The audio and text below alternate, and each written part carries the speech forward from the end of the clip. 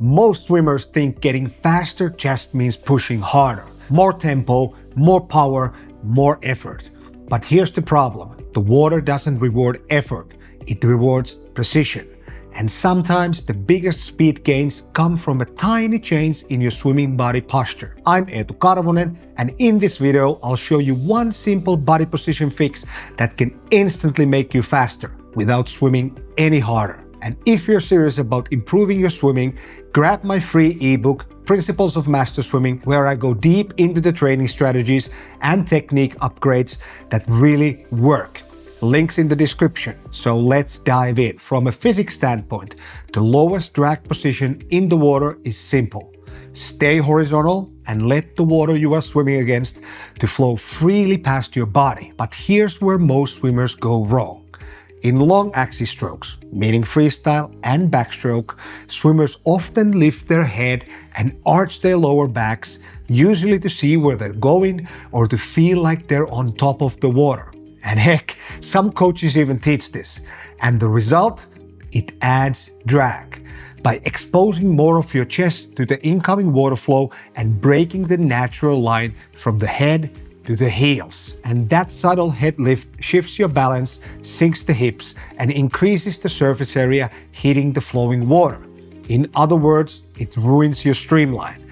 And in short axis strokes, butterfly and breaststroke, the mistake is different but just as costly. Instead of lifting just enough to strengthen the pull, breathe, or clear the arms over the water, many swimmers over-undulate, sending their bodies more up and down than forward. And it might look athletic, but it's not fast. So let me get this straight. There is no such thing as swimming on top of the water, or draw forward momentum from lifting the body high in short axis strokes. You don't gain speed by lifting your body out of the water. In every stroke, the least drag is always found under the surface. A low, more submerged body line minimizes frontal resistance and reduces wave formation, the ripples and splashes created as you swim, which is another source of drag that we aim to minimize. And that's exactly why a well-executed dolphin kick is the fastest way to move in the water. You're fully submerged in a tight streamline.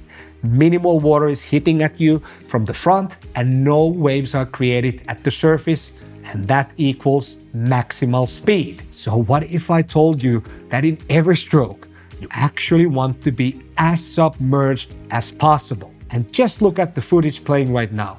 Whether it's freestyle or backstroke, elite swimmers have most of their body underwater. And in breaststroke or fly, where lifting yourself up high and then crashing down is a thing of the past, modern swimmers stay low, streamlined, and efficient. They figured something out, maybe through training or maybe just through instinct, but the pattern is clear. The best swimmers do not swim high, they swim through the water. And that's why advising swimmers to keep their body high is just plain wrong. Lifting your upper body might reduce drag on that section, but it's a trap because the force required to lift the body up is a force not used to go forward. And for every upward lift, there must be an equal compensatory force downward somewhere else. And that's usually in your hips or legs. Now, sure, you can muscle your way through a 50, swimming high in the water and try to counterbalance the downward force with just kicking harder. But even there, it doesn't make sense. Because wouldn't you rather use that kick to actually go forward? So what does this ideal body position actually look like in practice? And let's start with long axis strokes, freestyle and backstroke. In freestyle, you want a thin film of water flowing over the back of your head. In backstroke, it's the same idea, but the water should glide over your face. That means your head is just under the surface, looking at the bottom or ceiling of the pool. From there, your whole body forms a straight line. The hips are held underneath you in a slight posterior pelvic tilt, the opposite of arching your lower back.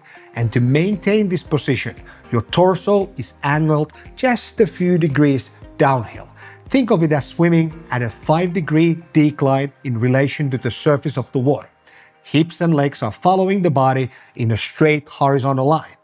And yes, as you speed up, your body will naturally bounce a bit with force production and recovery of the arms over the water. But your goal is to minimize that bounce. Hold the line even while moving fast. And now, let's talk about short axis strokes, butterfly and breaststroke. Here, the challenge is a bit different. You're constantly rotating around your center or short axis, but the goal is still the same. Spend more time under the surface than on top of it. In breaststroke, think of it like this. You want to stay in line under the water during the start of your pull and surge back to that line as quickly as possible after the breath. Do not stay high and ride the stroke. Return to the streamline fast. In butterfly, same principle. Avoid pulling yourself up through the stroke. Instead, focus on pressing your chest down and forward both during the power production and as the arms recover into the water.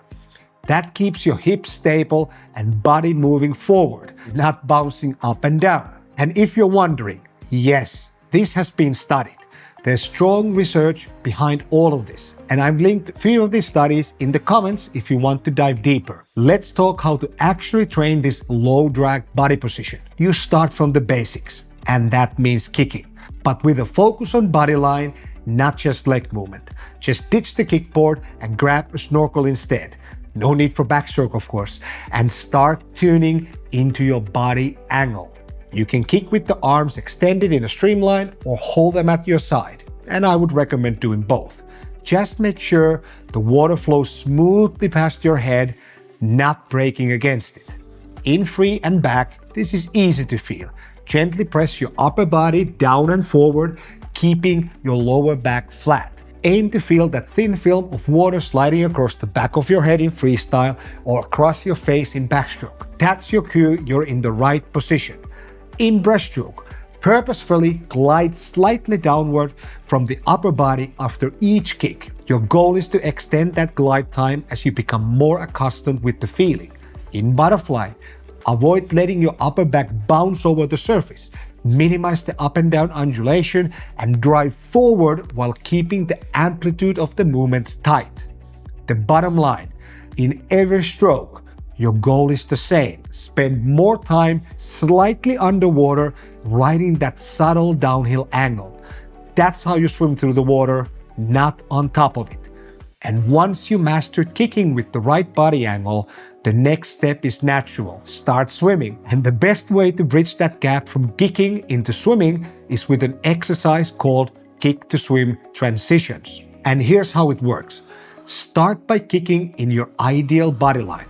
Then, without changing your posture, start swimming. Your goal is to carry that front-loaded downhill balance into your full stroke. The learning happens as you transition from your kick into your swimming. And here's what you'll most likely feel at first, across all strokes. As soon as you start pulling, your upper body will try to pop up. And that's natural.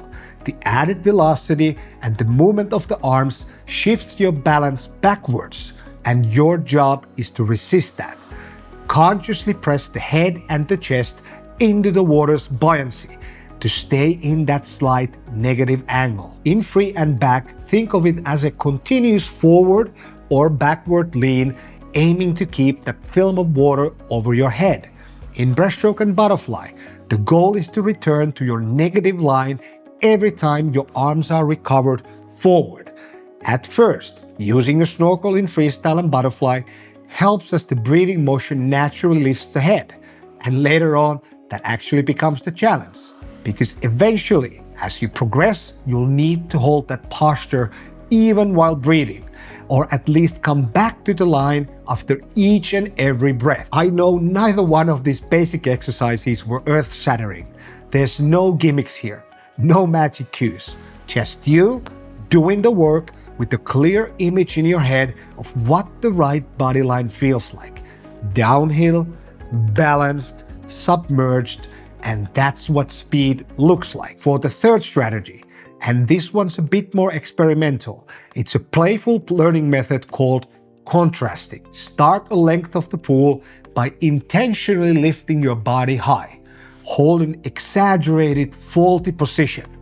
Then around mid-pool, drop your body into a deeper position and try to find that sweet spot where you feel the water flowing freely past you. And that shift in sensation, that's the lesson. By intentionally exaggerating the drag you create when you lift your body or when you undulate with too much amplitude in fly your breast, you teach yourself to feel the right position by comparison.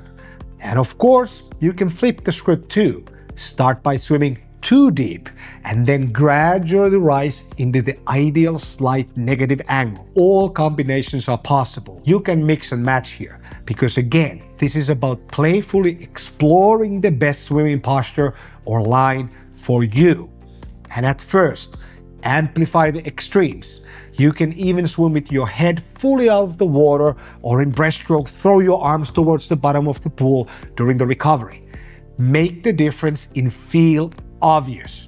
Then, over time, start narrowing the difference and you'll notice your body begins to recognize the right depth and angle. The hips stay high, the legs follow, and the water flows past you with less resistance. That's real body awareness. And it starts by feeling the wrong way so you can lock in the right. And by the way, if you want expert eyes on your technique, I got you covered. Members of my swim rehearsal community get unlimited technical analysis from me, along with a bunch of other benefits. Check it out and join us through the link in the description. Now you got the easiest fix in swimming, and it doesn't even require more effort. But drills alone aren't enough. You need to carry this awareness into your regular full swimming too. Because it's so easy to get caught up in the intricacies of pool mechanics and forget the foundation that allows you to express the changes in your limb movements maximally. But here's the truth. A stronger pool really doesn't mean anything if your legs are dragging deep and your chest is plowing through the water. And that's why I would challenge you with this. Instead of swimming mindlessly through your warm-ups, start taking control of your body position in the beginning of all your practices. Use the drills from this video or just swim slowly and deliberately. Focus on minimizing drag. And that's how you build the base that everything else in the practice rests on. So if you've been trying to swim faster by just working harder, it might be time to swim smarter. Fix your body position to reduce drag, save energy, and unlock speed you didn't even know you had. And if you want personalized help dialing this in, I offer one-on-one coaching where we break down your technique, fix inefficiencies, and build a training plan that actually works. We'll start with a free 30-minute Zoom call, which you can book using the link in the description. And if this video helped you, check out my last one, why you're missing the freestyle catch and how to fix it fast. Because how you connect with the water matters just as much as how you move through it. Thanks for watching, and I'll see you next time.